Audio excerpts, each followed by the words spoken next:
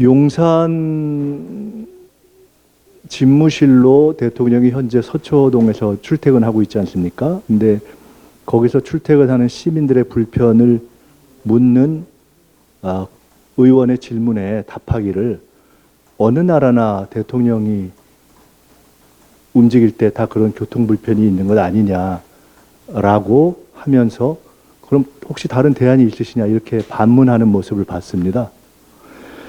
임명 후에 국회에서 국민 앞에 첫 선을 보이는 자리인데 일성으로 이렇게 오만하고 반지성적인 국민 갑질 발언을 한 김대기 비서실장의 정식 사과를 요구합니다. 만약에 조속하게 정식 사과하지 않으면 저는 김대기 비서실장의 해임을 요구하겠습니다. 전 세계 어디에 매일 국가수반이 출퇴근하면서 고정적이고 일상적으로 교통 불편을 주는 나라가 있습니까?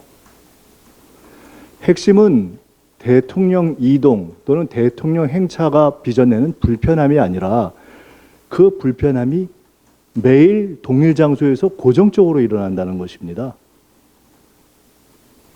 그거를 물어봤는데 어느 나라나 다 그런 것 아니냐? 어느 나라에 그런 게 있습니까? 대국민 양해와 사과를 해도 모자랄 판에 다른 나라도 마찬가지다라고 이야기하는 것은 국민 기만이죠. 그리고 거기다 대놓고 대안을 내놔라? 아니, 대안을 대통령실에서 내야지 왜 국민한테 내라 그럽니까? 국민을 개돼지로 하는 겁니까? 이것이야말로 국민을 개돼지로 하는 전형적인 아나무인 엘리트의 전형이라고 봅니다. 저는 김대기 비서실장을 잘 모릅니다. 근데 경제관료 출신이라고 하고 또 이 정부에서 새로 임명한 비서실 인사 중에 비교적 잘 됐다 이런 기사를 봐서 어떤 모델을 기대했냐면 박정희 대통령 하에 오랫동안 10여 년 이상 비서실장을 했던 김정념 전 비서실장 모델을 생각했었습니다. 박정희 대통령이 독재로 비판받았지만은 정치로부터 완전히 거리를 두고 그야말로 국정과 경제 발전에 전념해서 박정희 대통령으로부터 경제는 자네가 다 알아서 해라 라는 이야기를 들었던 것이 김정념 전 비서실장입니다. 김정념 전 비서실장의 회고록은 대한민국 경제 발전사에 참으로 이 보석 같은 진보와 보수를 떠나서 참고해야 할 보석 같은 자료입니다. 근데 저는 김정념을 기대했는데 알고 보니까 관료의 탈을 쓴 차지철이었습니다. 제가 더 자세히 알아보니까 이명박 정권 때 경제수석과 정책실장을 지냈다고 하는데 이명박 전 대통령을 망친 것도 모자라서 이제 반성 없이 새 정부까지 망치려 합니까?